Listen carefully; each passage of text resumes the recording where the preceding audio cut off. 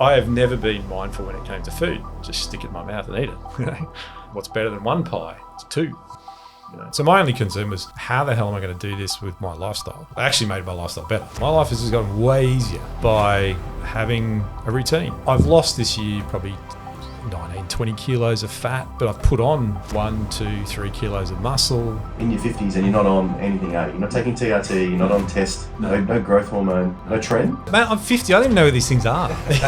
You've got kids seeing their dad take control of their health and fitness, go, no, I want to be potentially a good role model. I hadn't been a good role model for a long time. It's leadership by example, isn't it? It's like dad's actually said he's going to do something, and this time he's actually done it. The reality is keto, intermittent fasting, man shake, paleo, Atkins, carnivore, you're going to drop body fat off with it. From my experience of speaking to 4,000 blokes, most guys can't stick to that consistently. You might drop body fat off with it for a period of time. If you can't turn that into a routine and a lifestyle, how are you going to expect to be able to maintain that result with that method long term? Go down the old people's home and see how many fat blokes there are. How do I calm the pop natty? No holds barred. Yeah, well, we're leaning towards a bit of no holds barred, aren't we? All right, well, here we are at Bulldog Studio, Melbourne, Victoria. This is episode 8, I believe, of the MPT Coaches Corner with MPT founding partners, Coach Joe and Coach Eman. And today we have a special guest all the way from 30 minutes down the road. Is that right? Well, it depends on when you're travelling. MPT Rebuild Success Story, I would call it. Craig Glinderman. So thanks for joining us, mate. Good to be here. Today we get to do less talking, us three for once, and just interview somebody who's walked the walk and is a byproduct of doing the system to the best of his ability, given his circumstances. Everyone's heard enough of us. Yeah, we can only say the same thing so many times, right, before it gets a little bit repetitive. So I guess we want to start the episode by thanking you for joining us today, taking time out of your day. Do you want to just introduce yourself a little bit, who you are, what you do for work, and I guess what your experience has been so far with the MPT Rebuild? Yeah, the starting point. So Craig, I'm 51. I live in Melbourne. I don't really work in Melbourne. So I work as a management consultant. I'm not even going to bother trying to explain what that is, but it just basically means I travel a lot and my work hours are really odd. So and I've been doing it for nearly 30 years. So next year is my 30th year of working as a consultant. I've lived all around the world. Came back to Australia nearly 9 years ago. But I still really work overseas. So I travel probably 50-60% of my time. And then if I'm not traveling, I'm working. This week was 3-4 a.m., 5 a.m. finishes. So it's kind of like a shift job. But nothing as difficult as screeding concrete or anything like that. I just work virtually, or I work where my clients are. So that's kind of the work life. But I'm married. I've got 2 kids. How many hours a week do you reckon you put in? We'll just get that down on record. Yeah, I mean, it's probably an unhealthy level, 60, something like that. Yeah, wow. And then when you add sort of the travel in, I probably lose 2 weekends a month. Wow. Traveling on long haul. But yeah, so that's kind of the starting point. But really, why MPT? Where I came to it was really the nature of my job. I'm a partner in this firm, and they make you do physicals every year. So you have these physicals, and I used to work in London. You'd get this British doctor, since I came back to Australia, and they pretty much tell you the same thing every year. And it's the same gag. It'd be a different doctor, and a different doctor would say, "Hey mate, go down the old people's home and see how many fat blokes there are." And you're like, "Yeah, I get it. Yeah, you don't live long if you're fat." And that was kind of the same thing every year. I used to dread going to these things. Every year you get the same thing. You kind of open it up and you go, "Okay, there's a lot of red there. Yeah, okay, yeah, overweight. That's obese." And that sort of had this cumulative effect of thinking I don't really know why I can't lose weight and get healthy. And B, thinking clearly there's something to do with my lifestyle. Because the other interesting stat was when I was in London, they used to tell partners, that your life expectancy after retirement was 7 years. Yeah, wow. So try and sort of smash it into you that you're not living a life conducive to a healthy lifestyle. So were you finding that it was getting worse year by year? Was it kind of fluctuating, or? It was definitely getting worse because I had a blood test at the start of I had a blood test late last year, and my local GP was kind of saying, "Hey, mate, not really getting any better, and you're insulin resistant, so it's just going to get worse from here." And that's metabolic syndrome, diabetes, all those good things. So that was kind of the starting point. So I was pretty, I was a bit of a loss at the start of this year. Actually, as I was saying to Joe before, I did the call with you guys. I was in a hotel in California. I was just sitting there eating M&Ms, feeling miserable, scrolling Instagram. I don't really use social media, so it was just dumb luck, really. And I saw the ad, and I thought, okay, well, I might as well. I've tried everything else. So that was my starting point back in January. Just for context, how long was this period going on for? 13 years. Yeah. MyFitnessPal goes back 13 years. And what are some of the things that, I guess you tried or the doctor tried to get you on or? Yeah. So being a consultant, you kind of think you've done a lot of reading. So that's a starting point. The first point was kind of, I'll read a bunch of stuff, really try and understand what is going wrong. And why I can't, why am I not able to lose weight or to change physique? So, I mean, I played footy and cricket as a kid, and you went to the gym a bit. Yeah. Then you have kids. My kids are teenagers, so the first one's nearly 20. So then you kind of lose time and momentum and start bad habits increasing. But yeah, so 13 years, and in that time, I've probably, let's go through them all. So Weight Watchers, another kind of scheme called Cohen's, keto, that didn't work. I've got a gallbladder. What else can we go through? Low carb, Ozempic. That was the more recent one. It was the worst thing ever. Don't do that. I'd never felt worse than when I was on Ozempic, because that was basically because I was pre-diabetic a year ago. The doctor encouraged that, didn't he? Well, he said, look, it's an option. Okay. You are pre-diabetic. You're not doing all this for celebrity reasons. Your health's not great. So I did try it, and it was just it was horrendous. What were some of the things you felt like on Ozempic? I couldn't sleep. I had chills. Your body was just shaking. I woke up in a hotel room in the south of France. I remember thinking, I'm going to die here. I feel rotten. I hadn't had any alcohol or anything. I just felt shocking. Yeah. So I just stopped. I just couldn't take it. But yes, and probably every app under the sun. Yeah. Every new year, that's a new app. I'll try that. Macro counting, all that kind of stuff. So yeah, look, none of that worked. Have you ever done an in-person PT? No. Okay. No. And I think that's obviously a big part of it. I mean, I did try working with a trainer virtually when I was in London years and years ago. But yeah, it didn't work. How come? What? Well, now I know. So the nutrition was all wrong. Yeah, right. So if you go through the various factors of what's working, well, the nutrition clearly was wrong.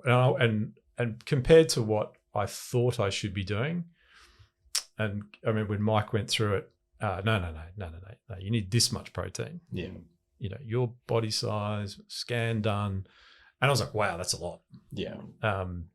Really no idea what that would look like. And of course, you also then, you shouldn't be having any carbs, mate. I love that one. Yeah, no, the carbs are bad. And of course, now I'm on loads of carbs. So yeah, I'd call it, I thought I was consciously incompetent. So I thought I knew what to do. I just didn't know how to do it. I just couldn't do it. But I knew basically what I should be doing. And it turned out I was unconsciously incompetent. So I didn't actually know what to do. So as a bloke, I mean, that's the first thing, is to say, just, it's okay. You don't need, that's why you get help, is because you don't know what to do. Yeah. And particularly your average Aussie bloke like me, he's a big guy probably, we don't do moderation. Like, it's not like we go to the pub and have 2 beers. Yeah. That's just not in our DNA as an Aussie male. You go and have 6, you have 8, let's be honest. Yeah. That's the way you grew up. Particularly, I mean, born in the 70s, that's kind of the way you're engineered. So to change that, certainly in the time scale that it changed, that's kind of the really interesting thing. I thought it would be like years and years, years to fix this, and I was like 16 weeks. It's quite dramatic. Considering it took 13 years, right, to get to that point, 16 weeks to fix it. Yeah, I mean, so if I'll give you the stats, I mean, sure. That was 13 years of trying. Yeah. CSIRO tried that. That kind of worked for a bit, but then obviously wasn't sustainable for me. So it's 30 years of bad habits pretty much. 13 years of trying to change it. And then 12, 16 weeks, I had the physical, I had another physical done. I've lost this year probably 19, 20 kilos of fat maybe, but I've put on 1, 2, 3 kilos of muscle. And you get the body scans done regularly and you're doing both at the same time, and the person who took the scan said, well, that's not really supposed to happen, but it's impossible apparently. Yeah. Apparently, whatever you're doing though, they said whatever you're doing, just keep doing it. But more importantly to me, when I got the report back, and normally I'm kind of opening it this far away, looking at the red. My A1C, so the indicators for diabetes, was normal. My liver fat was normal. So the sort of liver enzymes to do with that indicate you've got fatty liver disease and stuff like that, normal. My cholesterol's normal. My VO2 max, so your aerobic capacity, went from good to excellent for my age. With how much cardio exactly? Yeah, zero cardio. Let's be really clear. Zero cardio, because you lose the fat. And that's the thing, you don't, and I mean, I won't even talk about how many pieces of equipment I've owned in my houses in various stages, but treadmills and orbital trainers and stuff like that. And that's really great to warm up with for 10 minutes, but then forget it, because you have to lose the fat. That's obviously huge learning. So that's really what that first block of 12, 16 weeks did. It kind of made this intervention of getting you to a point of now a healthy state. And then the foundation of here's what you need to do to live your life sustainably. That means you won't be, you might have a chance of being a skinny bloke in an old people's home one day. Very good. So I guess to make it a little bit more specific, how many kilos was it? How many weeks? So the first 12, I lost about 12 kilos. Yeah, a kilo a week, and you gain lean tissue in that period. Gain lean tissue, yeah, and I'm continuing on. Amazing, yeah. And that's the thing about Ozempic is we harper on about is you don't just lose fat, you lose muscle mass as well, which then pushes the goalposts further back. Whereas what you're doing is you're pushing the goalposts forward because you're adding lean tissue. Yeah, I found that really interesting with the scans. So this calibration where it's your target body weight on those scans is going up because you've added muscle and your body fat percentage is coming down, which obviously makes sense. But yeah, I hadn't even considered the possibility of adding muscle. Like I just assumed I'm over 40. It's interesting. That I didn't even consider that as a factor. I just assumed it was all about weight loss. And you've done weights before, haven't you? It's not this is the first time you picked up a set of dumbbells. Never properly. Yeah. Okay. Clearly never properly. That's obviously when we get to the good stuff, which is the training. Not the any other stuff's not good, but in the I'd never trained properly before. So I did this to get the health benefit, which I'm got in the process of continuing. But then you get this huge added benefit, which is suddenly I've got a new sport. And this is probably something that I don't think you guys make enough of this, but this is not just about getting your health back or achieving whatever physical goal that you want. For me, this was, so I work in a really high performance work environment, and it's got a really amazing bunch of people who are lunatics and crazy, and there's people that run marathons and the 7 marathons in 7 days and stuff like that, which is not something I would ever consider doing. But I missed having an outlet in my life, which could be physical and could be in a high performance context, because I'm just not engineered to do things halfway. I just do everything at full speed. And so, but I didn't know how to train. And so in that first 12 weeks, you know, and you guys are like, oh mate, your hands a little bit further bar, you know, lean the bar forward, and the detail to that blew me away. I was just sitting there laughing, going, oh yeah, that works. Yeah. And so that was really the big upside. I didn't expect to get that. I didn't expect to get a new outlet, outcome, lifestyle, and now I just love it. Yeah. The training part is fantastic. Yeah, which is, I mean, quite amazing. It's somebody in his 50s that's putting on muscle and losing fat at the same time, aggressively too. These aren't slow results. Like, is it 2 kilos of muscle or 3? It's 3. It's 3. 3 kilos of muscle, and let's call it, all that be 7 months. Yeah. It'd be 22 kilos of fat there, wouldn't it?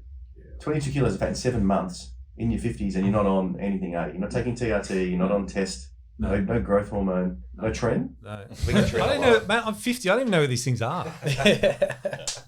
Which is just incredible, you know. For you, because obviously I took your call when you first came into the system. Was there any resistance or hesitation that you had when you made it into the program, considering the fact that you tried all these things that didn't work for you? Because the difference between a guy who has success versus a guy who doesn't is a guy who just submits to the process. For you, was there any resistance between being able to do that, or did you just come in and hit the ground running? Yeah, look, I had very little concern that you guys knew what you were doing. I had plenty of concern about my ability to comply, or at least participate, because I'm thinking, oh, God, I get on these planes all the time, and I fly to America and other places, and maybe there's not a gym, and will I be able to get the food? And so there's a million different conversations I had in my head about, oh, will this work or not? You know, I'm not 9 to 5 in a job in Melbourne. Maybe if I was that way, but we gave it a go. And proved it was entirely possible. So out of the first 12 weeks, I think I travelled for 6 of them. Wow. Long haul too. So I went to New Zealand, but all overseas travel, and was still able to do it. So my only concern was, how the hell am I going to do this with my lifestyle? But it was entirely possible. It actually made my lifestyle better. That's the thing. It wasn't this is going to be a real imposition, I won't be able to do it. No. My life has just gotten way easier by having a routine. Just to fight. I don't need to think. Just get off the plane, go and do a gym session. Yeah. And from a third party's perspective, because obviously I've kind of watched your rebuild unfold, I would say confidently that the communication has probably been a massive part of that. How well you communicate as a client with us as coaches so that we can actually facilitate the transformation you're after and then help you navigate those challenges that you've faced. So. Well, it's either very good AI, you got a really good chatbot, or you guys are really responsive. Because I'm texting you at weird hours in Europe. I think that's fundamental, and that again goes to the next part of it, which is I think so. There's an element of you need to gain the knowledge, the foundation of what it is that you're supposed to do, but the behavioural change is the long game, and that's why I've stuck with it. I'm sticking with it. Because I am nowhere near done with that part. And I know from my work life, behavioural change is really difficult. We are resistant to changing the way we do our jobs, the way we live our lives. It's really hard. So to do that, it's a long game of small things and small conversations, and that's the benefit of the coaching, is that when I'm if my emotions are perfectly regulated, and I'm doing everything perfect, I'm eating those morning eggs at 11, and I'm having my chicken wrap, and I'm all good. If I'm at either end of that standard distribution curve of either really happy or really down, then I'm all over the shop. And that's when it gets really difficult. And so what the coaching does is just give you a steady reference point that says, yeah, okay, that happens and that doesn't happen. But you need that steady reference point, because and again, I reckon men don't realize how emotional they can be, but your emotions are up and down all the time. Life happens, work happens, everything, in this day and age is happening to you. So without that steady reference point, you can pretty quickly go off the rails. So weekly accountability, isn't it? Yeah, absolutely. There's this little Eman on my shoulder, and I'm thinking, what would Eman say if he saw me tucking into that? No, but that's accountability 100%. I mean, because when you zoom out, you'll say you totally understand what you're trying to do, and you have a plan, and it's all great in your head. It's the Mike Tyson phrase: "It's all great till you get punched in the face." Nice. And that's pretty much every day with life. Something's going to happen. And it's pretty easy just to then say, oh, whatever. But yeah, so the accountabilities, but that's all a function of retraining your brain and the way you make decisions and the way you respond to. You've got to be consciously incompetent. You've got to understand, and it's mindfulness now. I get it. It's being mindful. And I have never been mindful when it came to food. Just stick it in my mouth and eat it. What's better than one pie? It's two. So that's sort of the first part of it now, and then the part of the sort of journey I'm on now is being able to do that regardless of what life throws at me. Spot on. You raise a really interesting point about behavioral change, and I think one thing that guys don't take into account enough is, especially with someone like yourself that works, like you said, probably way too many hours per week, and you're basically on shift work. You're always changing when you're working, when you're active, when you're awake, when you're asleep, and generally speaking, you're not in the same city for more than a week at a time, right? How have you found I guess the biggest help and factors for yourself personally in creating that behavioral change when your behavior is actually all over the place week to week? Yeah. Because of the structure, it's much easier to plan.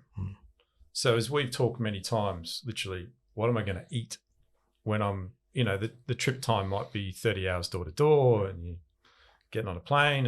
And so having the plan means I know what I'm supposed to be doing at what point in time, and then what my least worst trade-off option might be if I'm stuck in an airport for 7 hours or whatever.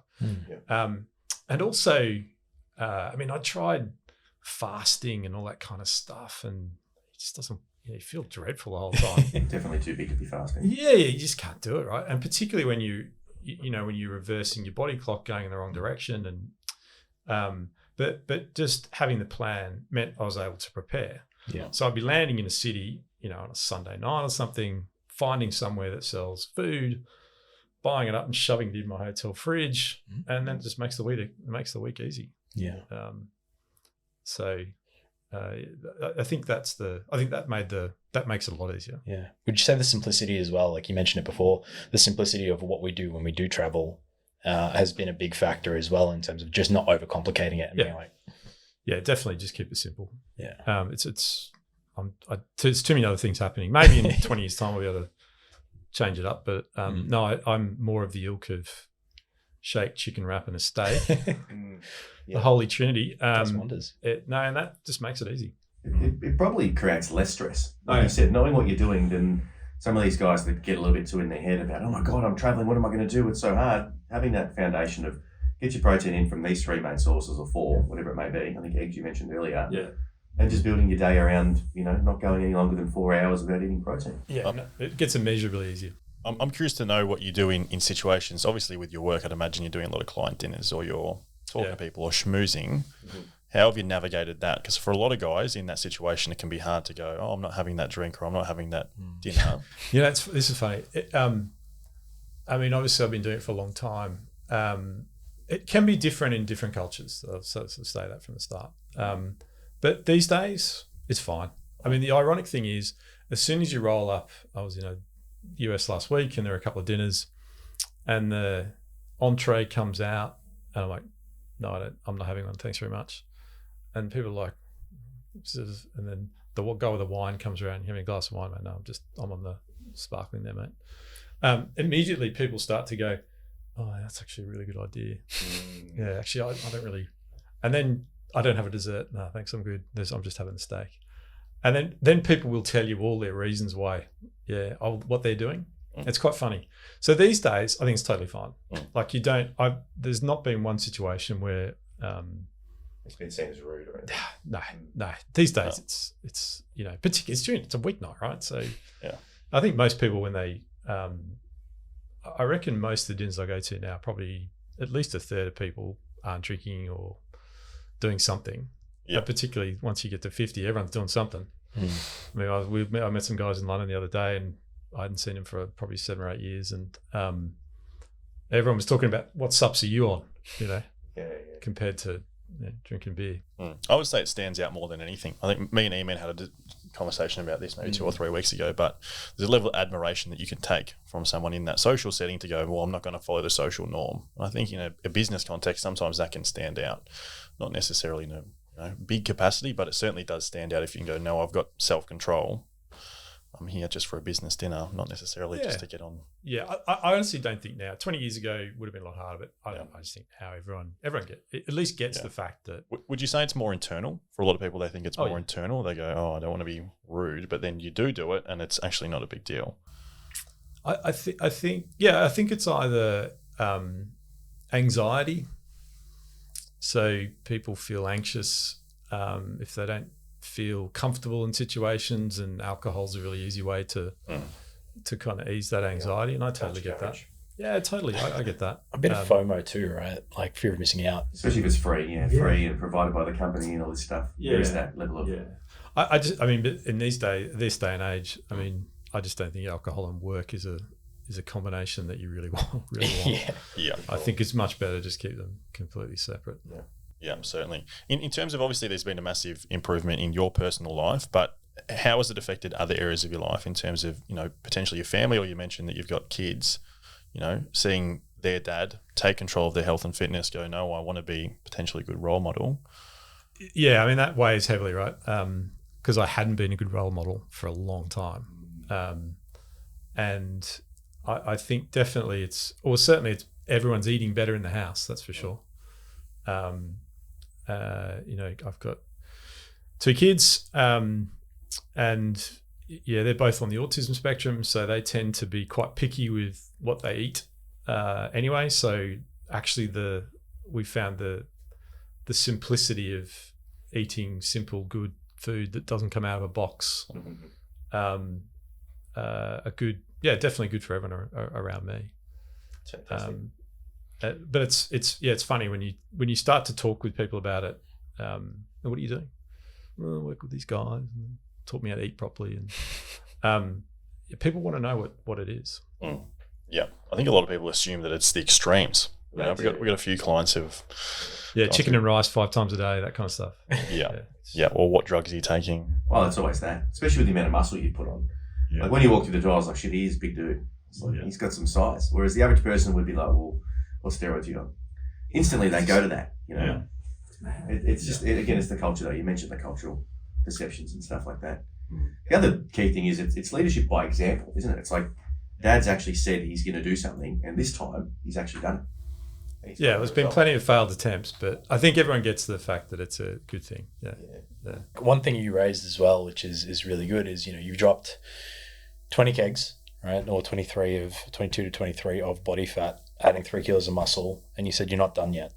So what's next for you? No. What's the goal? What's the game plan? Well, so really interesting question. So I assumed that my health would have taken a long time to correct. And as it turned out, it took 16 weeks, probably even 12. So I did spend a couple of months. And what do I do now? Well, I've obviously got to try and sustain it. That's one thing. But suddenly all these other options are available to me, which I never even dreamed would be possible. So that you assume once you get to 50, you're done. Right, this is it. This is what I got. Life is it. Downward slide from here. And I'm actually the healthiest I've ever been. I'm the fittest I've ever been. But I now can realize that there's some other things I might be able to do. So I anticipate at least another year and a half of the program, because I don't think I'm anywhere near physical peak. So I'm now just really interested in how far can that go. what's the art of the possible. And quite frankly, that just gives me something to think about other than work. Yeah. So again, like I talked about before, the mental benefit of having a focus that's got nothing to do with my work, with a physical byproduct of that. I'm still struggling because I don't know exactly what it is. Was it 10% body fat or is it X amount? I don't know, but we're going to find out. Yeah. Physically speaking, now that you've gotten to this place that you're at the moment, right? So probably initially starting out, you probably, I'm guessing here, correct me if I'm wrong, by the way, 10% body fat wasn't as, let's say... It wasn't a reality. Yeah, it wasn't really a goal for you. I don't think that's ever been seen in my family tree. And like you said, most 50-year-olds think, as you said, we're done. Yeah. So I guess for you personally, is it now are you kind of going, well, pushing the boundaries? Are you pushing it in terms of your physical health, your physique, your mentality, your strength? Like what are you kind of looking to achieve for this next period? I'm not 100% sure. It's that's what's really interesting about the process. So I'm not actually sure where it ends. But at the moment, I've still got so much physical progress to make. Sure. I'd rather set the goal of, my goal is actually stick as much as possible as I can every day for the next 3 to 6 months and then reevaluate. So I'm actually just really comfortable at the moment with follow the plan because the training is the part that is really enjoyable and the training keeps changing. And, I was saying to Mike before, I've just changed up my gym again because I couldn't do all the stuff I wanted to do in the other gym. He's very humble. He outgrew his old gym. Yeah. Well, you do, don't you? Because it's like, where's that machine? It doesn't exist. So now I think another 3 to 6 months of training just to see physically. Because I also, that was the other part about the training. Past 50, you think, I'm never going to be able to do this. I thought there's no way known I'll be able to, do squats like I see on social media and stuff like that. And I was really tentative for the first 3 months. And that's another massive thing that you guys do is, I don't know how many times you sent me that hip hinge video and eventually I watched it enough to learn. But the point is if you just follow the training properly and really buy into understanding. It took me a long time to really understand what mind-muscle connection was. But then you become really capable of doing it. And I feel like I've still got a lot more to do. Definitely. With that. I never thought I'd be squatting 120 kilos or 200 kilos on a leg press or anything like that. I just thought my body would implode at that point, but it hasn't. Well, you're now in your 50s in physical peak and going up, right? We keep getting better. We've now opened up a new world of opportunities for you.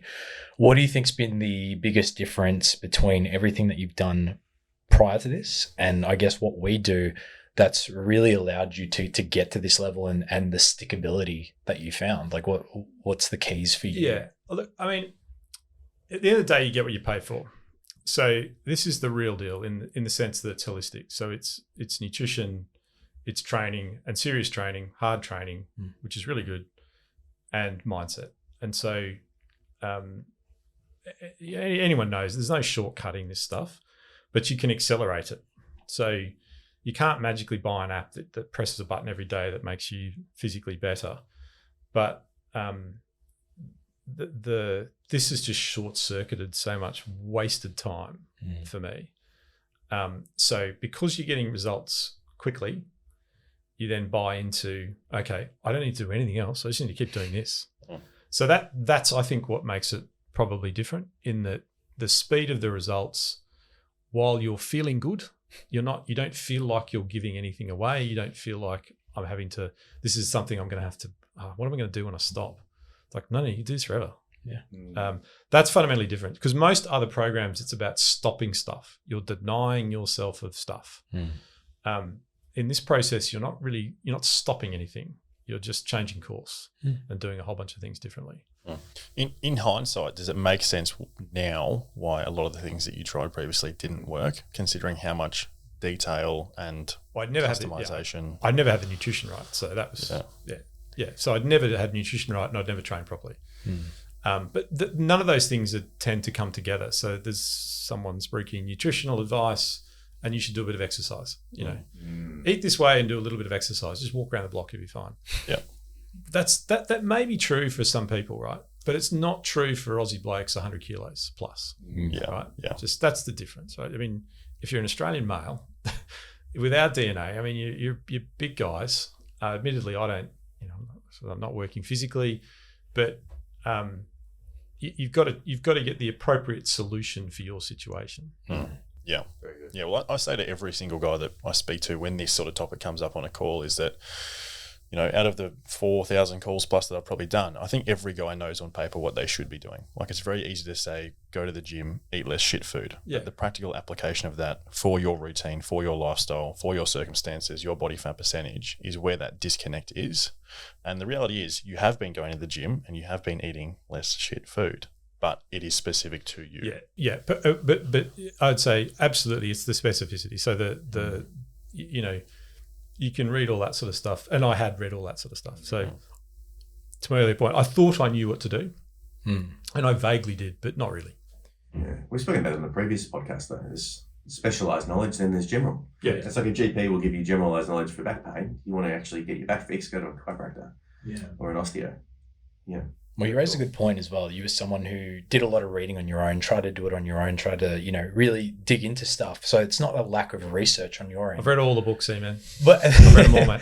and that's what makes me, I guess my next question is, do you feel like there's too much information as a general or too much misinformation out there? I think that like everything else in the world, there is more information that anyone can process. So the problem is not the lack of information, it's sifting through it to find fact from fiction. Yeah. And in this case, I don't think the industry, I mean, I'm actually fascinated as a consultant. I sort of start looking at the entire industry, and I didn't know half this stuff existed, let alone all the drugs. But just reading all the different, the way nutritional advice has changed in the last 50 years kind of tells me that we've been making it up a lot as a species. The whole inversion of the food pyramid. You should be getting grains and, sugar's really good and eat low fat, and that's all gone now. So, that made me think, well, most of this stuff is just BS. But clearly, again, I'm sure there's someone out there would swear by that thing for them. Sure. Yeah. So, and I'm sure that Ozempic works for a lot of people, but it just didn't work for me. So again, I think it's about finding the right solution for your situation. And all I can say is that from the perspective of being a large Australian male, with that sort of genetics and DNA, this is the right solution. Well, the best plan at the end of the day is the one that you can stick to. Like the reality is keto, intermittent fasting, man-shake, paleo, Atkins, carnivore. All of these things, they go under the category as a weight loss method. You're going to drop body fat off with it. But from my experience of speaking to 4,000 blokes pretty much exactly like you, the difference is that most guys can't stick to that consistently. You might drop body fat off with it for a period of time, so it will be technically successful. But if you can't turn that into a routine and a lifestyle, how are you going to expect to be able to maintain that result with that method long term? Yeah, I mean, you just can't. I'd lost 10 plus kilos multiple times. Yeah. And that lasts. And then 6 months later, I'm back to where I was or worse. So,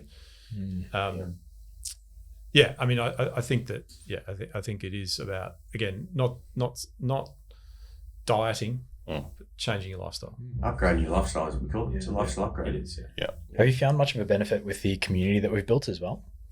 Yeah, the community's great. I mean, because again, let's look at the demographic. We're blokes, middle-aged blokes who don't necessarily chat to their mates about either how they're feeling or what their weight loss is, although I've got a few mates lined up for this. One's already on it. So it is it does two things. It's reinforcing that everyone's in the same boat. It's not just you, mate. Yeah. A whole shed load of guys just like you. So that's it's also then provides perspective and context that whatever your stuff isn't as bad as that. I guess before we tie up, my biggest question for you is: would you say that the juice has been worth the squeeze, meaning that the result has been worth the effort? Oh, 100%. I mean, I don't think. Again, I don't even think of it as effort. The only real effort was the initial understanding of what you're supposed to be doing. But once you get into it, it's effortless in that your life gets better straight away. My life got better straight away. Yeah. I started to enjoy I started going to training, got this new thing. It's really fun. Oh, and my health is getting better. So I don't even think of it as effort. I get antsy if I don't train now. Yeah, we call it iron therapy. But definitely, yeah. I mean, mental, physical, all that sort of stuff. So there's no effort. You just immediately find good things that make your life better, and it becomes an upward trajectory spiral rather than downward. Yeah. And would you say your experience doing the MPT rebuild was better or worse than you expected coming in? It was definitely better. Yeah, I wasn't expecting how I did expect to lose some weight. Didn't expect to lose as much weight as I did, but I certainly didn't expect to get all the other benefits, the lifestyle upgrade. I mean, I didn't expect to be able to have a new pastime of training that I really enjoy, and I'll do, till they stick me in a box. Yeah. And fill out a t-shirt like that now as well. Just quietly. Yeah. That's all good too. Perfect. All right. Well, we'll have to wrap it up here because we're getting knocked out of the room. But yeah, thanks for joining us. We'll obviously do our session on Monday. That'll be great. Really cool. How do we calm the pop natty? No holds barred. Yeah, well, we're leaning towards a bit of no holds barred, aren't we?